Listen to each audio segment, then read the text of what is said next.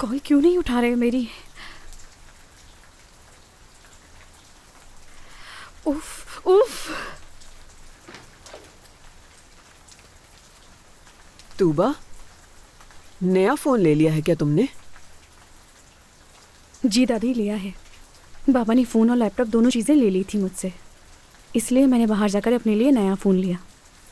जानती हूँ अपने बाबा पे बहुत गुस्सा है तुम्हें।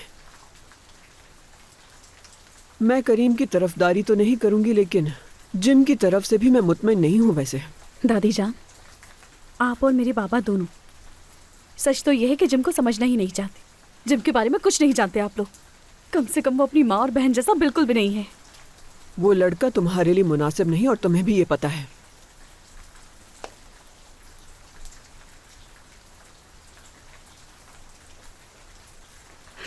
जिम मेरे लिए मुनासिब नहीं। नसरीन भी तो उसी खानदान से है, तो क्या नसरीन मुनासिब है बाबा के लिए?